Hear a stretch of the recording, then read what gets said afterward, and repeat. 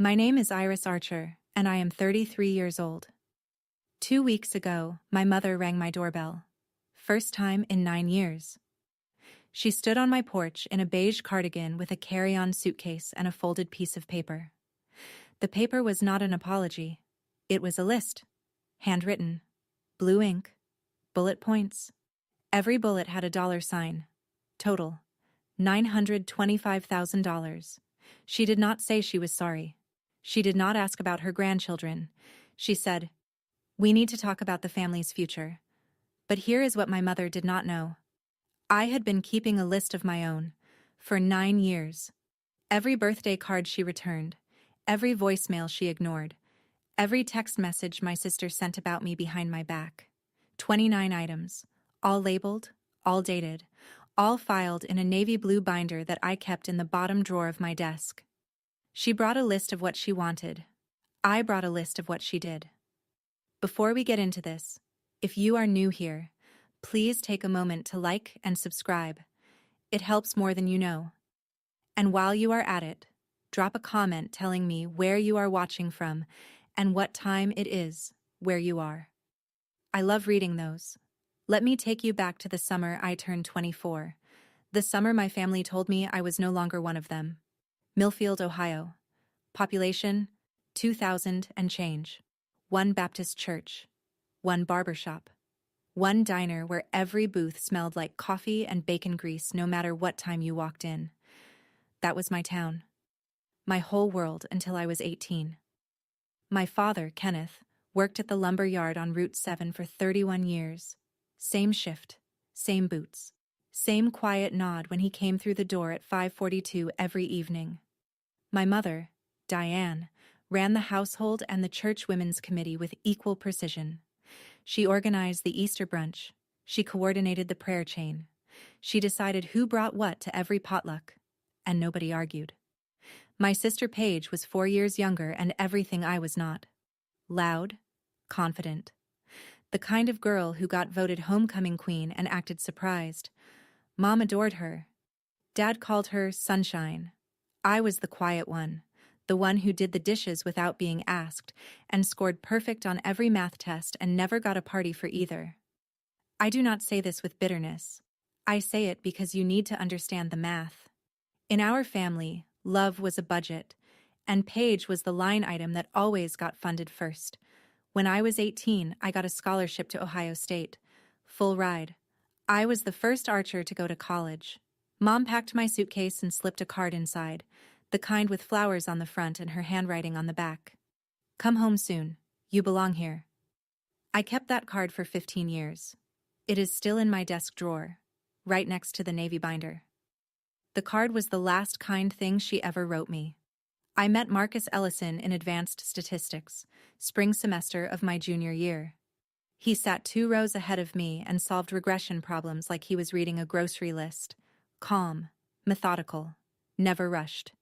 He was an engineering major, computer science minor, on a partial scholarship from Cleveland.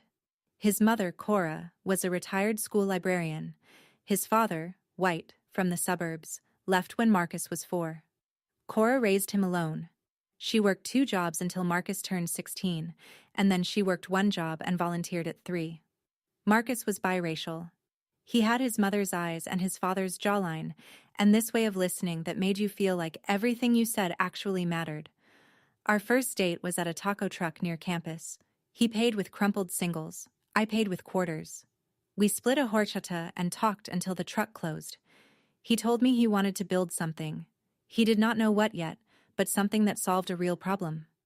I told him I wanted a job where the numbers meant something. He said, "Then, we are in the right field."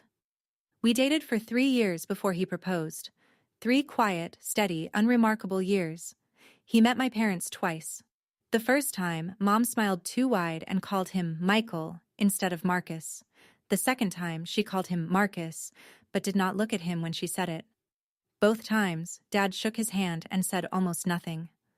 I told myself it was nerves, small-town people. They just needed time. Paige was the honest one. At Thanksgiving, she leaned over and whispered, "He is nice, but Mom is never going to be okay with this. You know that, right?" I did not know that. Not yet. Marcus proposed on a Tuesday. No ring at first, just a conversation at our kitchen table in our tiny apartment near campus.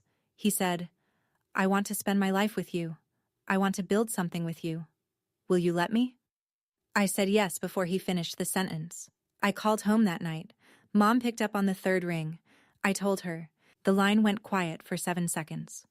I counted. "You need to think about what this means for this family, Iris. Not congratulations. Not, tell me about the ring. A warning." Dad got on the extension. He cleared his throat twice and said nothing. 2 days later, Paige texted, "Mom has been crying since you called. Are you happy now?" I was, actually, for the first time in years. But I did not reply that. 2 weeks after the call, a letter arrived. Not an email. Not a text. A letter. Handwritten. Diane Archer's cursive on cream-colored stationery. She wrote 4 paragraphs. The last one said, "If you go through with this, you are choosing him over your family. We cannot support this. We will not attend. And if you walk down that aisle, do not expect to walk back through our door. He is not one of us, Iris. He never will be." That was the line. She drew it in blue ink on cream stationery, and she expected me to stand on her side of it. I read the letter 3 times, folded it, put it in a manila folder. I did not know why I kept it. Something in me, the part that files receipts and labels bank statements, told me to hold on to it. I held on. We got married at the Multnomah County Courthouse on a Saturday in June. 12 guests, all friends, all Marcus's side. His mother, Cora, flew in from Cleveland with a garment bag and a Tupperware of pound cake. She pinned a silk flower to my dress and held both my hands and said, "Welcome to the family, baby." No father walked me down the aisle. There was no aisle. There was a hallway with fluorescent lights, and a judge who pronounced our names wrong, and a reception at a Thai restaurant, where we pushed 4 tables together and Marcus's college roommate gave a toast that made everyone laugh so hard Cora spilled her water. My dress cost $160 from a consignment shop on Hawthorne. White, simple, fit perfectly. Marcus wore a navy suit he bought on clearance. We looked like 2 people who had just done the most important thing of our lives on a budget. Because we had. That night, in our apartment, I sat on the edge of the bed and stared at the bouquet, grocery store roses, $6, and my hands shook. Not from doubt, from grief. I had just gotten married, and the 2 people who raised me did not care enough to watch. 1 week later, I mailed a card to Millfield. Inside, our wedding photo, Marcus and me on the courthouse steps, grinning. I wrote, "We are happy. I hope you can be happy for us someday." The card came back 11 days later, stamped in red, returned to sender. I stared at that stamp for a long time, then I opened the manila folder, put the card inside, wrote in red pen, "Item 2, wedding photo, returned." That was the beginning of the binder. Year 1 was the hardest. I called Mom 4 times, voicemail every time. I left messages, short, careful, the kind where you choose every word because you know it might be the last one she ever listens to. "Hi, Mom. Just calling to say hi. We are doing well. Marcus got a job at a software company downtown. I am studying for the CPA exam. I miss you. Call me back whenever you are ready." She never called back. I sent a card for her birthday, a card for Dad's birthday, a card for Christmas. All 3 came back with the same red stamp. Dad sent 1 text. February. 4 words. "Your mother needs time." That was it. No follow-up, no second text.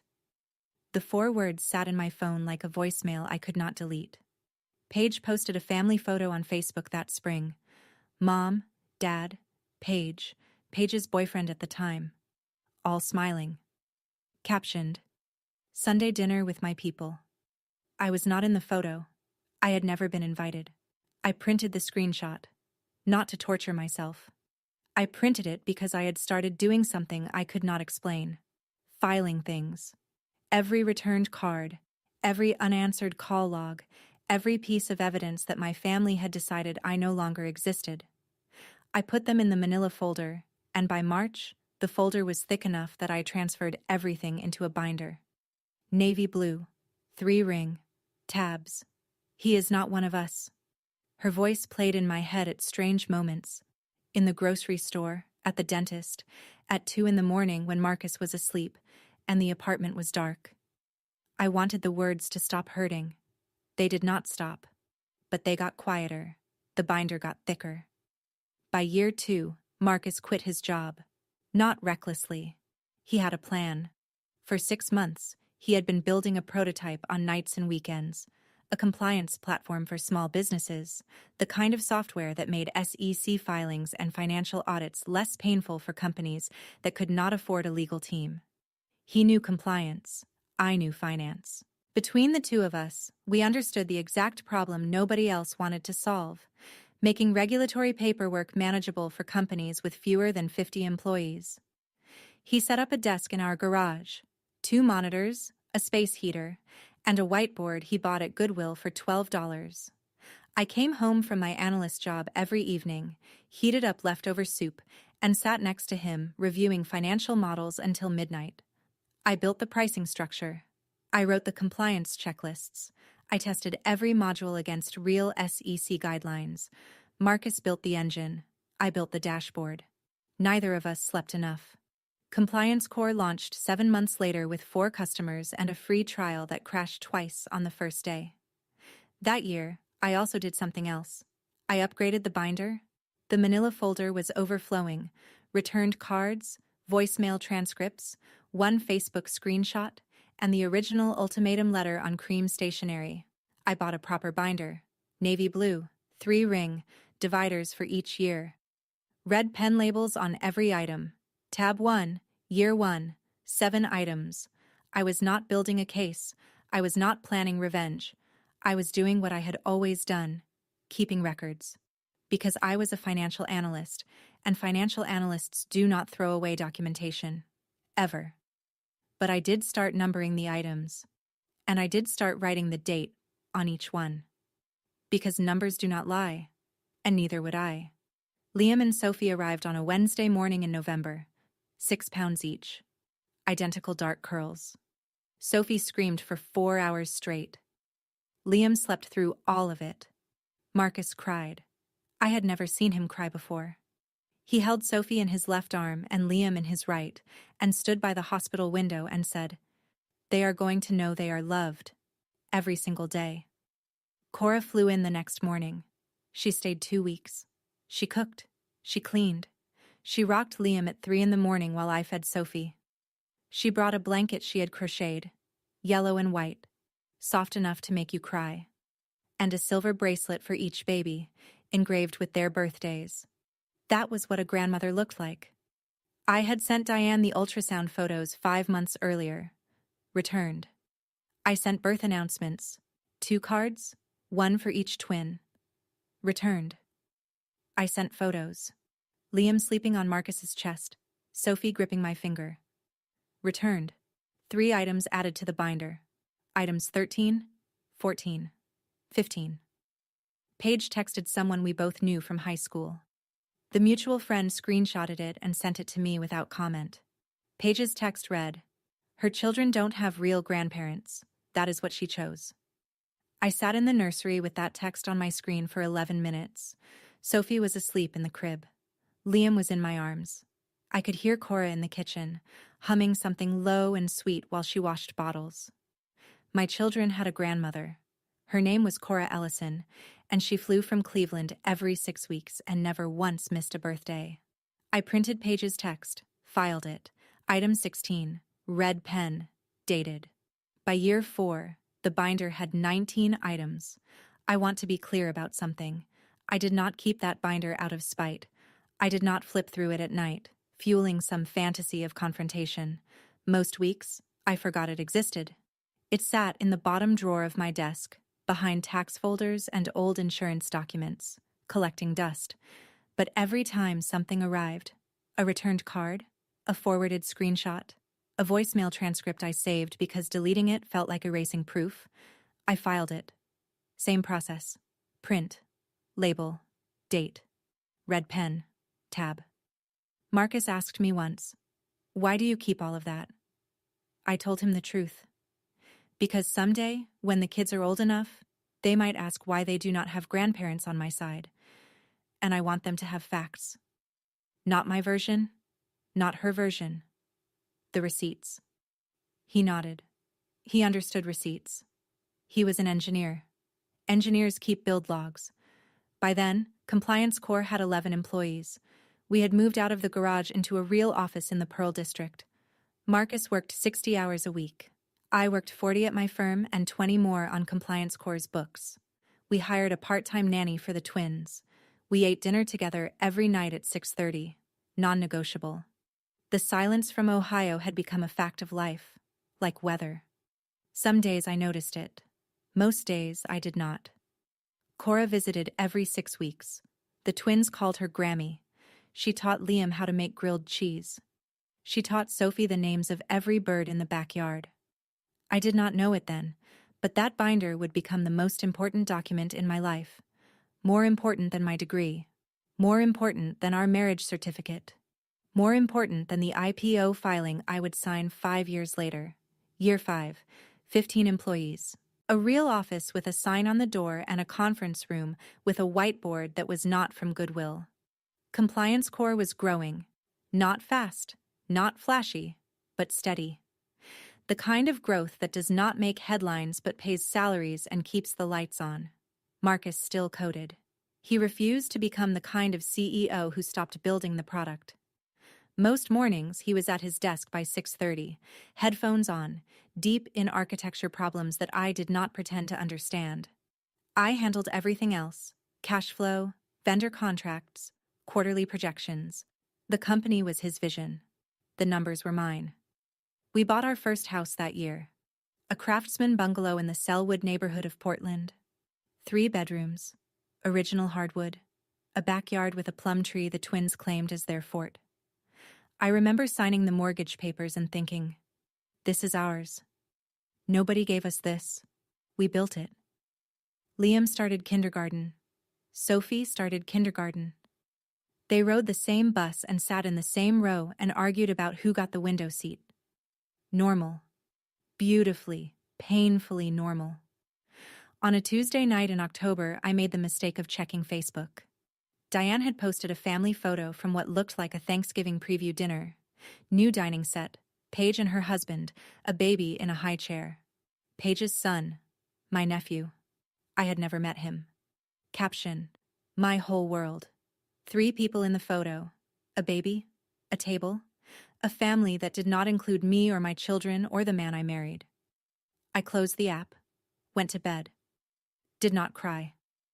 I had stopped crying about Diane Archer somewhere around year 3. Some wounds do not heal. They just go numb. Paige got married in year 6. I learned about it from Instagram. The photos were beautiful. White church. The same Baptist church where I got baptized at 12. 200 guests. Paige in a cathedral-length veil. Mom in lavender. Dad in a new suit I had never seen before. The reception had a live band, a 5-tier cake, and a sparkler send-off that looked like a movie. They did not invite me. They did not tell me. I found out 4 days after the wedding when a friend from high school posted a group shot with the caption, "Best wedding of the year." I zoomed in. My parents were in the second row, smiling, arms around each other. Dad looked thinner. Mom looked exactly the same. I stared at that photo for a long time, not because I was jealous of the wedding. I had my wedding. 12 people, Thai food, a $160 dress, and the best man I have ever known. I stared because they looked happy. And they looked happy without me. I did something I probably should not have done. I ordered a set of handmade linen napkins from a shop in Portland. Ivory, monogrammed with Paige's new initials. I wrote a card. "Congratulations on your wedding. I wish you and your husband every happiness. Love, Iris." The package came back 3 weeks later. Unopened. I could see the tape was untouched. Item 17. Gift return. Paige's wedding. Red pen. Dated. I put the binder back in the drawer. Closed it. Sat at my desk and listened to Sophie singing in the bath and Liam arguing with Marcus about whether dinosaurs could swim. That was my family. Right there. In the next room. And they were enough. Year 7 changed the trajectory. Compliance Corps landed its Series B, $12 million from a venture capital firm in San Francisco. I remember the phone call. Marcus was in the kitchen making pancakes for the twins. His phone rang. He listened, nodded, hung up, turned to me and said, "They said yes." I did the math before the pancakes were done. $12 million in funding. Post-money valuation of $68 million. Marcus and I still held 22%. We were not rich. Not yet. But the numbers were heading somewhere I had only ever modeled in spreadsheets. I left my analyst job that month and joined Compliance Corps full-time as CFO. It was the first time my name was on the company paperwork next to his. We were partners. In everything. We moved to a bigger house. A 4-bedroom colonial in Lake Oswego, 15 minutes south of Portland. Good schools. Quiet neighborhood. A kitchen with an island where the twins did homework while I reviewed quarterly reports on the other end. The Series B made a small splash in the press. TechCrunch ran a 4-paragraph piece. 2 fintech newsletters mentioned it. Nothing major. The kind of coverage that people in the industry noticed and everyone else scrolled past. But someone in Millfield, Ohio did not scroll past. 2 weeks after the TechCrunch article, a friend from high school texted me, "Hey, kind of random, but your mom asked me about your husband's company at church on Sunday. She wanted to know what Series B meant. Just thought you should know." I read that text 3 times. Mom had not spoken my name in 7 years. She did not know what Series B meant, but she wanted to. The math was changing, and Diane Archer was paying attention. That same year, I sent what I knew would be my last birthday card. I had sent one every year. 7 straight years, 7 returned. Each one filed, each one labeled. But this time, I tucked something extra inside. A photo of Liam and Sophie at their school's fall festival. Matching flannels. Face paint. Liam was missing his 2 front teeth. Sophie was grinning so wide her eyes were almost shut. On the back of the photo, I wrote, "They ask about you sometimes. I tell them you live far away." I sealed the envelope, mailed it, expected the usual. Red stamp, 11 days, back in the mailbox. It came back in 9 days. But something was different. The envelope had been opened. The flap was creased, the glue resealed with a strip of clear tape. I held it up to the light. The card was inside. The photo was inside. But someone had taken them out, looked at them, and put them back. Carefully. Deliberately. Then sent it back. I sat at the kitchen table and turned that envelope over in my hands for a long time. Someone in that house, Dad, I was almost certain, had opened the card, had looked at his grandchildren's faces, had held the photo, and then someone else, Mom, I was certain, had made him put it back and return it. He wanted to keep it. She would not let him. Item 23. Birthday card. Opened and resealed. Photo viewed. Still returned. I wrote the label with a steadier hand than I expected. Because I had suspected for years that Dad was not the architect of this silence. He was the enforcer. Mom was the architect. And the blueprint was simple. If she could not control who I loved, she would erase me from the family entirely. Year 8. Compliance Corps was growing faster than either of us expected. 80 employees, offices in Portland and Austin, a partnership with 2 of the largest accounting firms in the Pacific Northwest. Marcus was on the cover of a regional business magazine, small print run, local distribution, but his face was on a glossy cover with the headline, "The Quiet Disruptor." I noticed strange activity on my LinkedIn that month. Someone from Millfield, Ohio had viewed my profile 3 times in 1 week. No name visible, a private browser or a burner account. But the location was right there. Millfield, Ohio. Then Forbes ran its annual Companies to Watch list. Compliance Corps made it. Number 47 out of 50. Small mention. 2 sentences. But it was Forbes. I did not think much about the LinkedIn views until a few weeks later when Marcus was invited to guest on a fintech podcast. The episode was 45 minutes, mostly technical.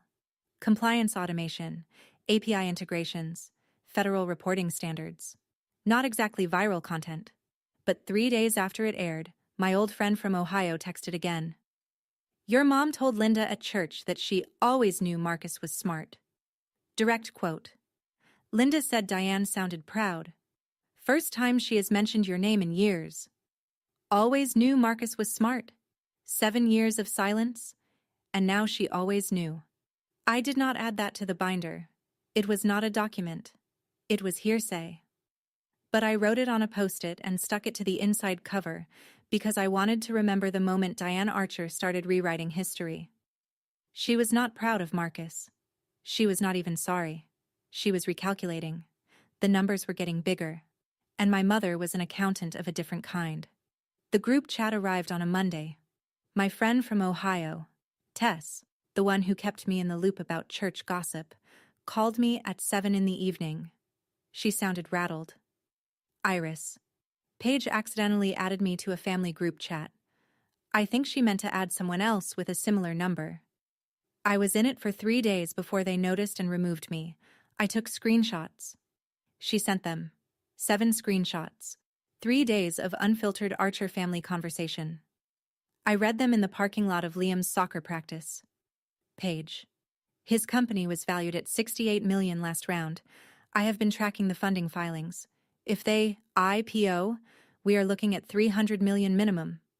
Diane. How do we approach this? She will not listen to me. Kenneth. Maybe I should call first. Feel her out. Diane. No, I need to go in person, with a plan. A real plan. Paige. Make a list. Be specific about what we need. She is a numbers person. She will respond to numbers. Diane.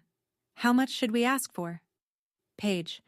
Start with the mortgage, then medical, then retirement. College for my son. Monthly support. Layer it. Make it look like family investment, not a request. Kenneth. This does not feel right. Diane. Kenneth. She has more money than this entire town. She can afford to help her family. Kenneth did not reply after that. I sat in my car with the engine off. The dashboard clock read 7:22. Through the windshield, I could see Liam running across the field, chasing a ball twice the size of his head. My hands were shaking. Not from sadness. From clarity. 9 years of silence. 9 years of returned birthday cards and ignored grandchildren and a cream-colored letter that said, "Do not walk back through our door."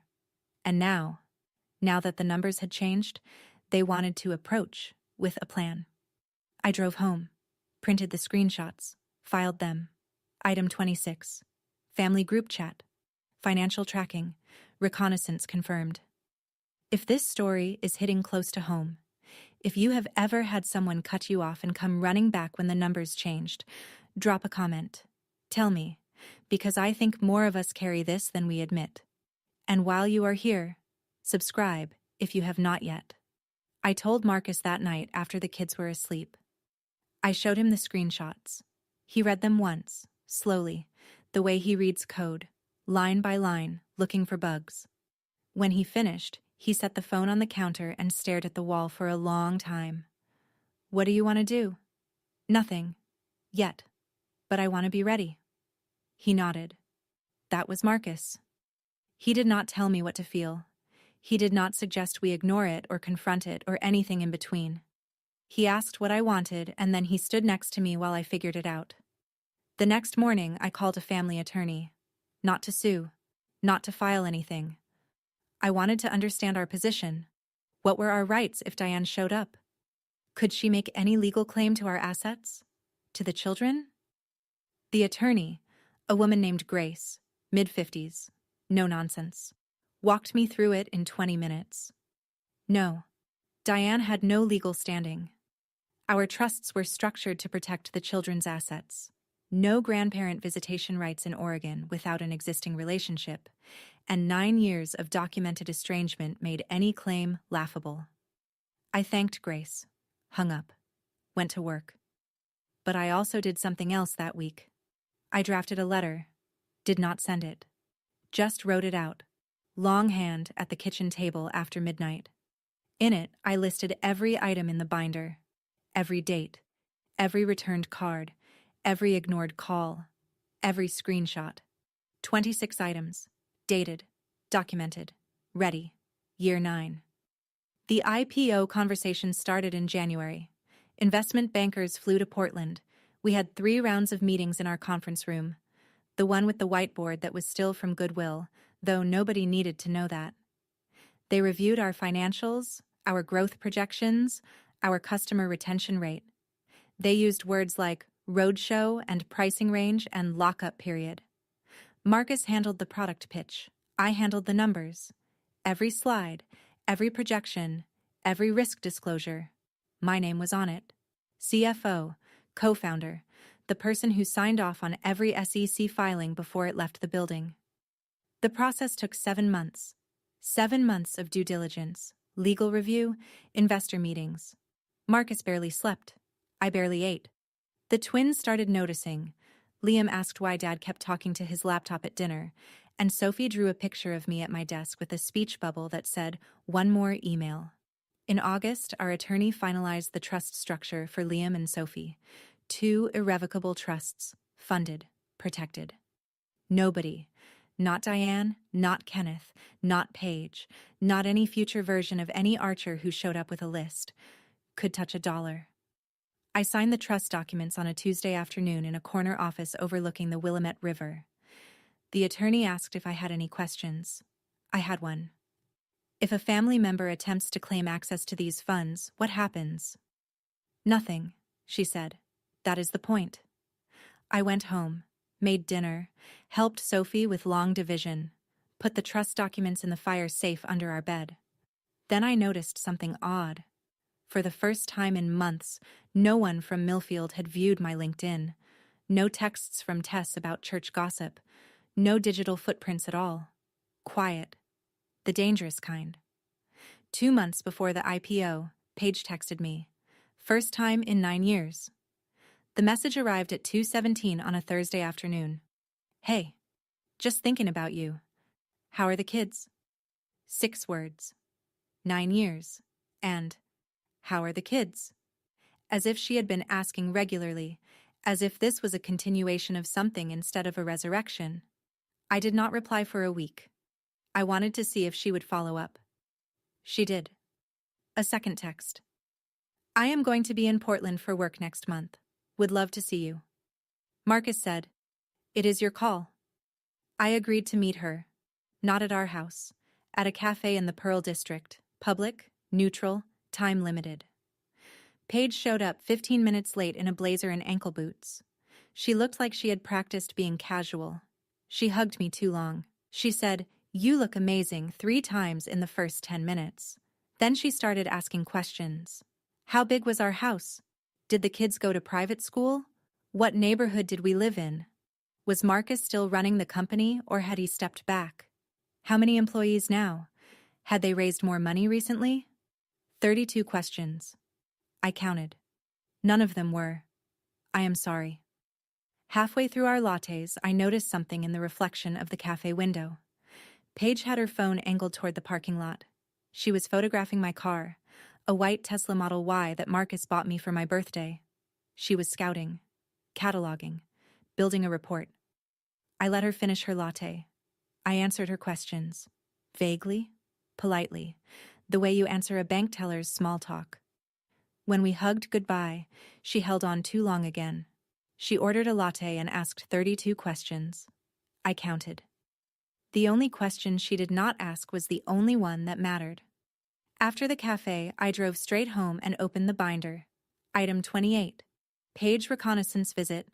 Date, red pen, notes, 32 questions documented. Photographed vehicle, no apology offered, no mention of past estrangement. Then I called Grace, the family attorney, for the second time. They are coming, I told her. My mother. Probably within weeks of the IPO. She will bring demands.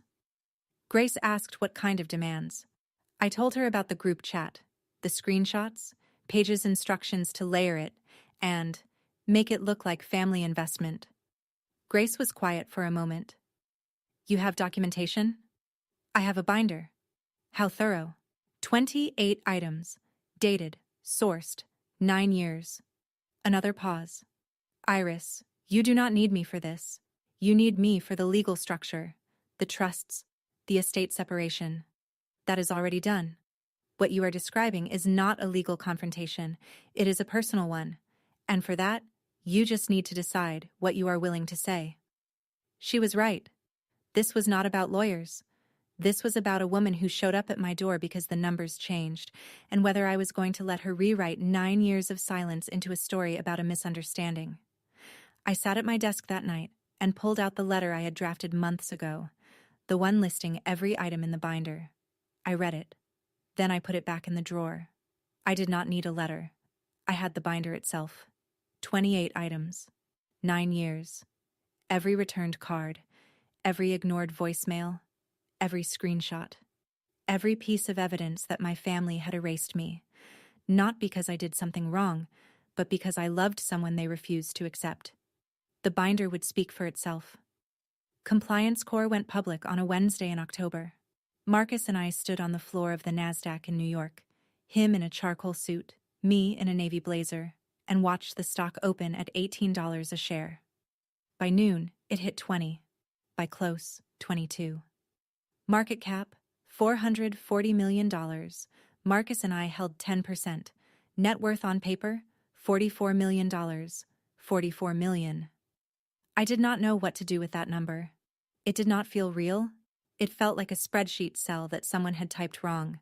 Too many zeros. Check the formula. But the zeros were right. I had checked the formula. That was literally my job. TechCrunch ran a feature. Forbes called for a comment. Bloomberg put Marcus's face in a sidebar. A local Portland news station did a 3-minute segment, Local Couples Fintech Startup Hits NASDAQ. They showed our company photo, 2 founders, side by side, equal. Marcus and I celebrated with room service sushi in our hotel room overlooking Times Square. Liam and Sophie were back in Portland with Cora, who had flown in for the week. Marcus fell asleep on the couch at 9:15, still wearing his suit jacket. I stayed up. Not because of the IPO, because of what I knew was coming next. I checked my phone. 5 missed calls. Area code 740. Millfield, Ohio. 3 calls from a number I did not recognize. 1 from Kenneth. 1 from Diane. I did not call back. I set the phone face down on the nightstand and stared at the ceiling. 9 years. $44 million. And suddenly, Iris Archer was worth knowing again. I went to sleep with my hand over the phone, as if it might ring again. It would. Kenneth's voicemail arrived the next morning while I was brushing my teeth. His voice was thinner than I remembered. Older. The cadence was the same. Slow, careful, a man who measured words like lumber. But something underneath had shifted. There was a crack in it. Baby girl, I saw you on the news. You and Marcus on the stock exchange floor. I did not know what to say, so I am calling. I am proud of you. I have always been. A long pause. Breathing. Your mother wants to talk. She has things she wants to discuss. Please call her back when you can. I love you, Iris. I played it 3 times. Baby girl. He had not called me that since I was 14. And I am proud of you. 4 words I had waited a decade to hear. But then I rewound. Listened again. Listened to the structure of it. He called after the IPO. Not after the wedding. Not after the twins were born. Not after any of the 7 birthday cards or the ultrasound photos or the birth announcements. After the IPO. He was proud of me on paper. He had always been proud of me on paper. What he had never been was brave enough to pick up the phone when there were no millions attached to the call. He is not one of us, Iris. He never will be. I heard Mom's voice, but it was Dad who enforced the silence. He could have called any day, any year. He chose this one, the one with 44 million reasons to reconnect. I saved the voicemail. I did not add it to the binder. It was too sad for the binder. Instead, I sat on the hotel bathroom floor and let myself feel it. All of it. For about 4 minutes. Then I got up and packed my suitcase. We had a flight to catch. Diane's text arrived 2 days after we got home from New York. It was long, carefully composed, no typos, no autocorrect errors, no casual abbreviations. This was a draft. She had written it, edited it, probably read it aloud to herself in the mirror. Iris, I know we have lost time. I think about you and the children every day. Life is short, and I have learned that some things matter more than the differences that divide us. I would like to talk about the future, about the children, about what it means to be a family. There are things that families should share. I believe we can find a way forward if you are willing. I read it twice, counted the words. 63, carefully chosen. And not one of them was sorry. Not one of them was, I was wrong. Not one of them acknowledged that she had disowned me for marrying a man whose skin was a different shade than hers. Not one of them mentioned the returned birthday cards, the ignored grandchildren, the 9 years of weaponized silence. She wrote, "The differences that divide us," as if our estrangement was a philosophical disagreement instead of a woman who told her daughter, "He is not one of us," and returned 7 years of birthday cards unopened. I did not reply. I screenshotted the text, printed it, opened the binder. Item 29. First text from Diane in 9 years. 63 words. 0 apology. Red pen. Dated. I closed the binder, put it back in the bottom drawer, sat at my desk and looked at the framed photo next to my monitor. Marcus and me and the twins at Cannon Beach. All 4 of us squinting into the sun, Liam on Marcus's shoulders, Sophie holding my hand. That was my answer. Right there, in the frame. Tess called on a Friday. Paige is telling everyone that she visited you in Portland. She is saying you live in a mansion. Her words. She is telling people Marcus struck gold and that you drive a Tesla, and the kids go to a private school. I leaned against the kitchen counter. Half of that is wrong. It is not a mansion, and the kids go to public school. Iris, that is not the point. Your mom is planning a trip. Paige told Linda at the salon that Diane is going to Portland next week. She is packing a suitcase. I closed my eyes. I know. How? Because Paige counted every room in that cafe and photographed my car. Silence on the other end. Then, what are you going to do? I am going to open the door. Tess sounded surprised. You are going to let her in? I am going to let her talk. And then I am going to show her what I have been keeping in the bottom drawer of my desk for 9 years. I hung up and stood in my kitchen, the kitchen with the island where Sophie did homework, and Liam built Lego towers, and Marcus made pancakes on Sunday mornings. Cora's photo was on the fridge, next to the twins' field trip picture. Grammy Cora, the only grandmother they had ever known. Diane was coming. I had known it since the group chat, since the Series B, since the LinkedIn views and the church gossip and Paige's 32 questions at the cafe. The numbers had changed, and Diane Archer was coming to collect. But I was not the same girl who left Millfield at 18 with a scholarship and a mother's card that said, "Come home soon." I was a CFO, a mother, a woman with a binder, and I was ready. The irony was not lost on me. In Millfield, news traveled through the Baptist church the way water traveled through limestone, slowly, everywhere, impossible to stop. When I married Marcus, the Whisper Network had done its work in 48 hours. Diane Archer's daughter married someone who was not like us. The women on the prayer chain clucked their tongues. The men at the diner shook their heads. And Diane had used that social pressure like a weapon. She disowned me partly because she could not bear the whispers. Now the whispers had reversed. Tess told me. Linda at the salon told Tess. The church organist told Linda. Iris Archer's husband was on NASDAQ. Iris Archer was a CFO. Iris Archer was worth $44 million. And Diane Archer, the woman who ran the Easter brunch and coordinated the prayer chain, had disowned her own daughter 9 years ago for marrying him. People were not whispering anymore. They were asking questions. To Diane's face. You must be so proud. When did you last visit the grandkids? Are you going out to Portland for the holidays?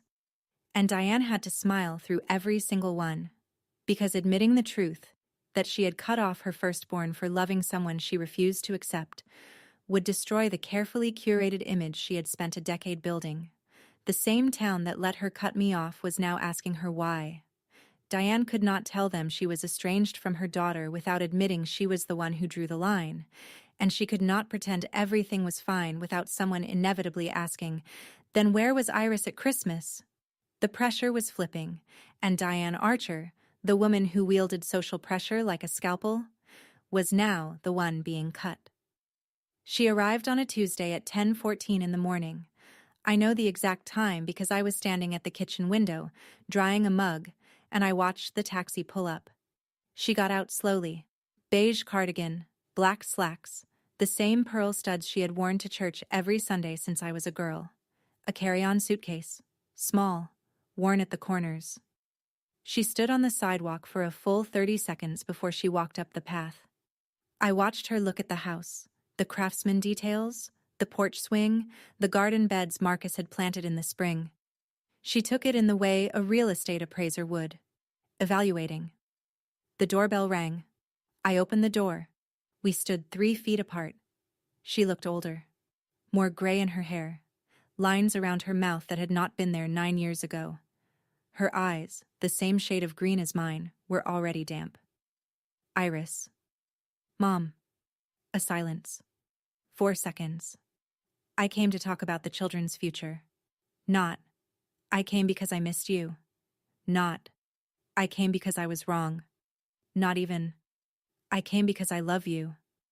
I came to talk about the children's future. The children she had never met.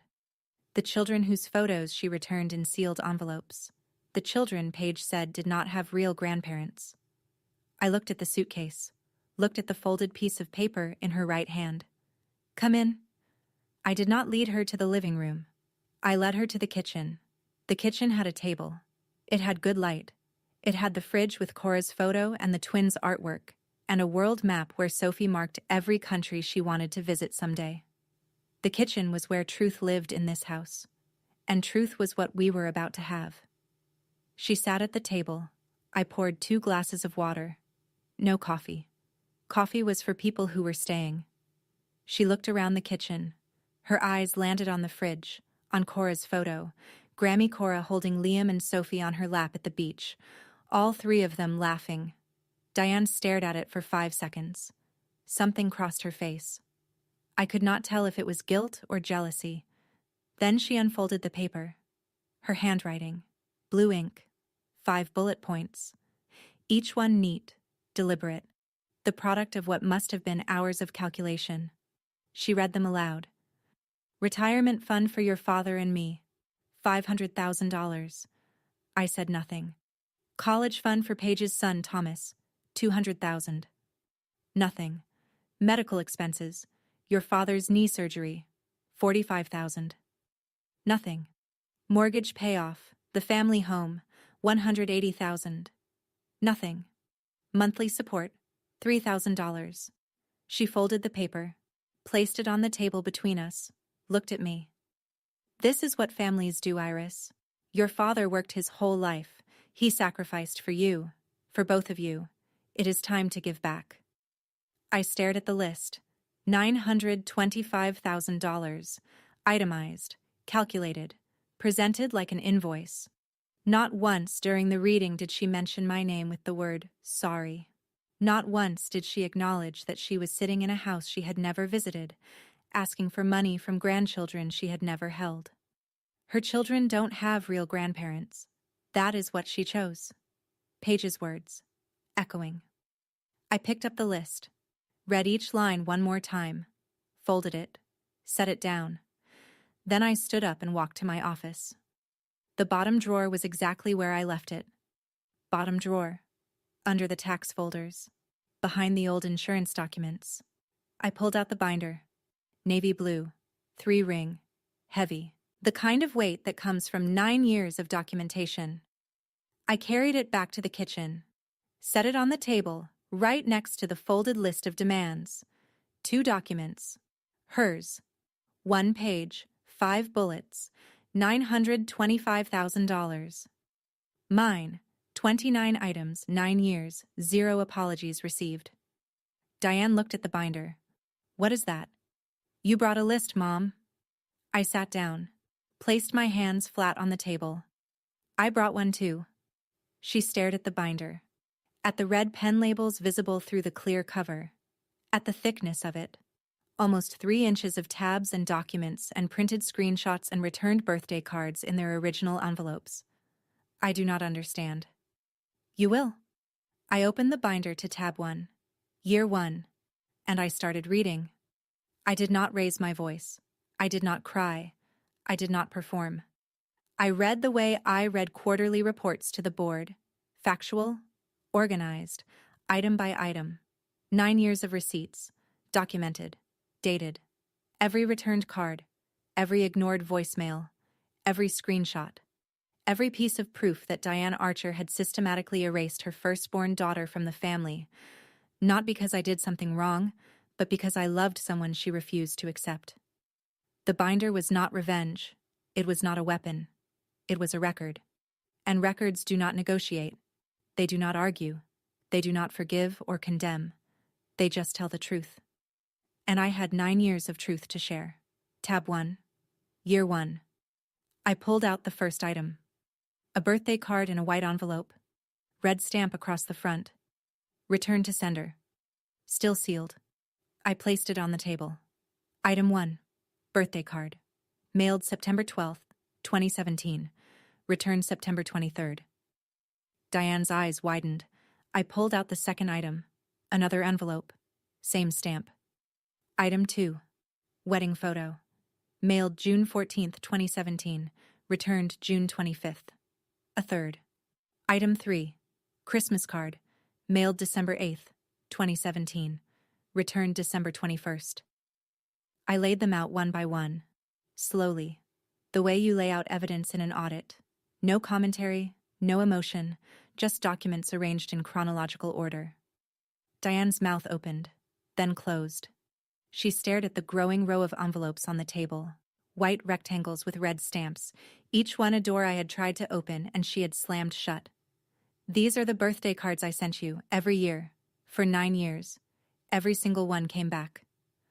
Iris, I am not finished. I moved to tab 2. Year 2. 3 more items. A voicemail transcript.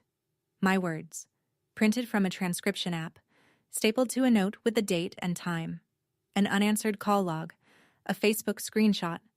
Diane's My Whole World post. No Iris, no Marcus, no grandchildren. Item 4. Voicemail to you. January 7th, 2018. Duration, 47 seconds. No callback. Diane pressed her fingers to her lips. Her eyes were wet. Item 5. Text from Dad. February 12th, 2018. 4 words. Your mother needs time. I set the printout on the table. It has been 9 years, Mom. How much more time did you need? The tears came. I expected them. Diane covered her face with both hands and made the sound I had heard 1,000 times growing up, the controlled, theatrical cry she used when she wanted sympathy without surrendering dignity. It was the same cry she used when Dad forgot their anniversary. The same cry she used when the church did not choose her casserole for the potluck finals. I was hurt, Iris. You chose him over us. You left. I did not leave. You told me not to come back. That is not... I was upset. People say things when they are upset. I flipped to tab 4. Year 4.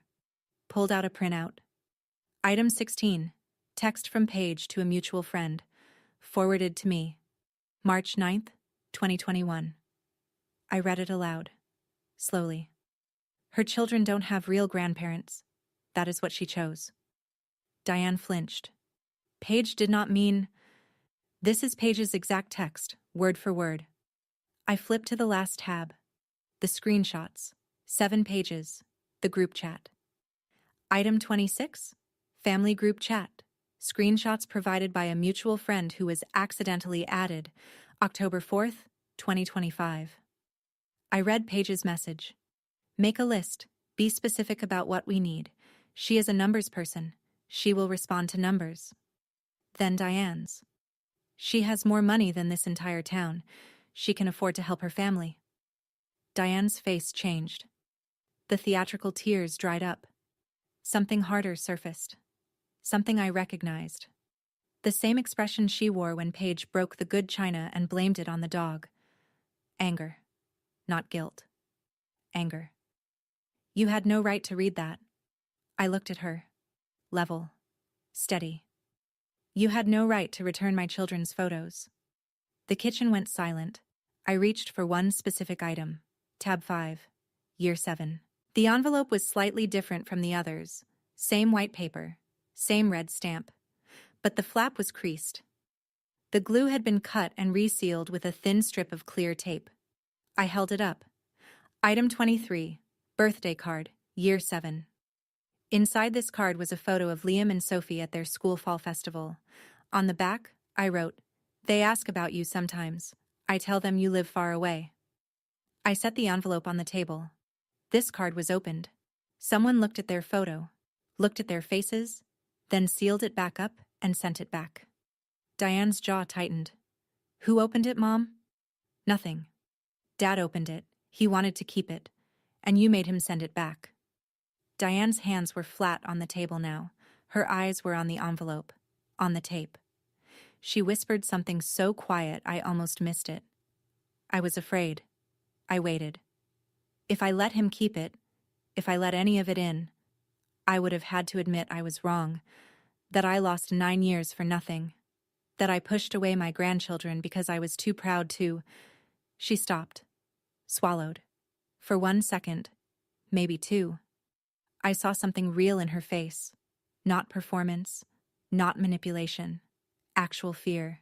The kind that lives under anger for so long it forgets how to come out any other way. Then it was gone. Her chin lifted, her posture stiffened. But you left us, Iris. You made your choice. The moment of honesty evaporated like steam off a coffee cup, gone before I could hold it. I placed Diane's list of demands on the left side of the table. I placed the binder on the right. 2 documents, side by side. Your list. $925,000. 5 bullet points. No apology. I tapped the binder. My list. 29 items. 9 years of silence. 9 years of returned birthday cards and ignored grandchildren and a daughter you erased because she married the wrong man. Diane's nostrils flared. I did not erase. You told the church I abandoned you. You told Paige to tell our friends that my children did not have real grandparents. You tracked my husband's company for months and came to my door with an itemized invoice. I closed the binder. The metal rings clicked shut. You did not come here because you missed me, Mom. You came here because the numbers changed. Diane stood up. The chair scraped against the tile.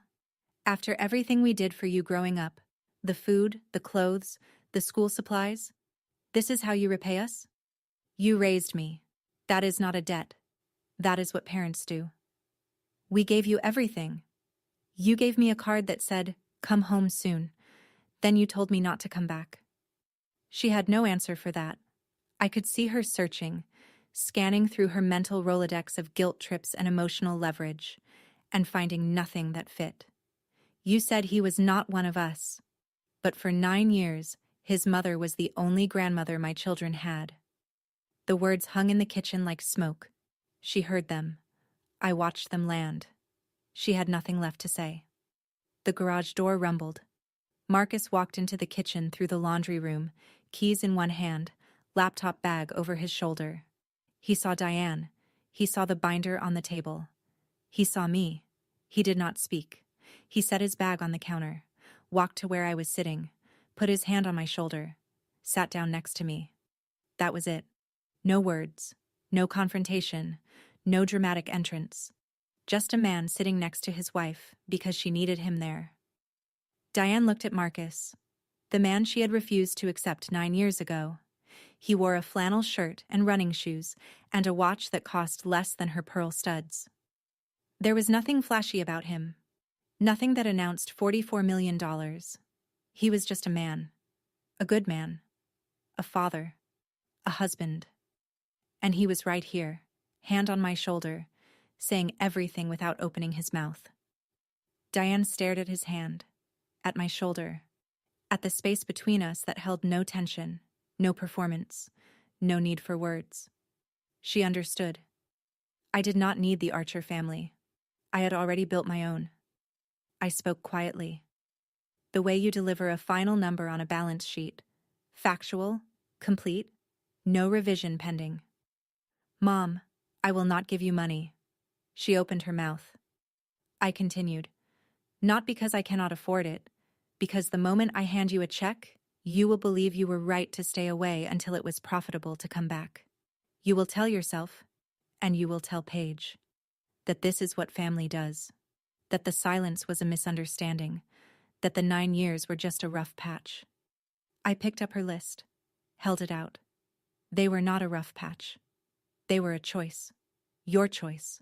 Every returned card, every ignored voicemail, every photo of your grandchildren that you looked at and sent back. She did not take the list.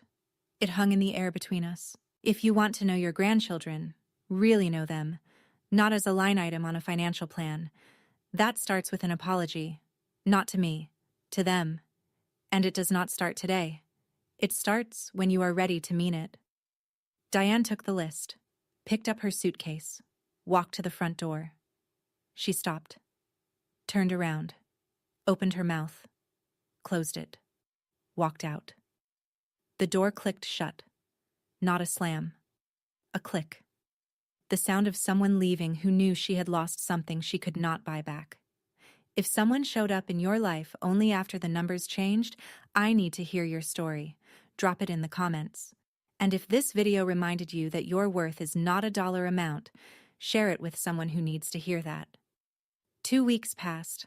Marcus and I did not talk about Diane much. Not because we were avoiding it, because there was not much left to say. She had come with a list. I had shown her a binder. She had left without apologizing. The math was settled. The twins did not know she had visited. They were at school both times, the arrival and the departure. I preferred it that way. They would learn about Diane Archer when they were old enough to understand that some people only see you when the light is right. Kenneth called. Not on a weekend. On a Tuesday morning, 9:14, while I was reviewing a vendor contract at work. Iris, your mother told me what happened. I waited. I should have opened that door for you 9 years ago. I should have picked up the phone. I should have driven to Portland the day the twins were born. I should have done a lot of things. His voice cracked. I am sorry. Not because of the money. I do not want your money. I want to know my grandchildren. And I want to know if you will let me try. I was quiet for a long time. 17 seconds. I counted. I believe you, Dad. But believing you and trusting you are different things. We start slow. Phone calls. Every 2 weeks. No visits yet. No money. Just talking. He agreed. That is more than I deserve. It is exactly what you deserve, not more, not less. We hung up. I went back to my contract. Paige texted once. 1 line. You could have just helped. I did not reply. Some messages are their own answer. Diane did not call, did not text, did not write. The silence returned. But this time, it was hers. I had said everything I needed to say. The next move was hers. The binder sat in the bottom drawer. 29 items. 9 years. I did not add a 30th. I hoped I would never have to. Here is what 9 years of silence taught me. Family is not the people who share your last name. Family is not the people who show up when your net worth changes. Family is the people who show up when your world is small, and your garage is cold, and your babies need a grandmother. The people who fly from Cleveland every 6 weeks and crochet blankets and teach your son how to make grilled cheese. That is family. And it was never about money. It was about showing up. That is my story. 9 years, 29 items, 1 navy binder. If this story reminded you that your worth was never about the numbers, share it with someone who needs that today. Drop a comment, hit subscribe, and I will see you in the next one.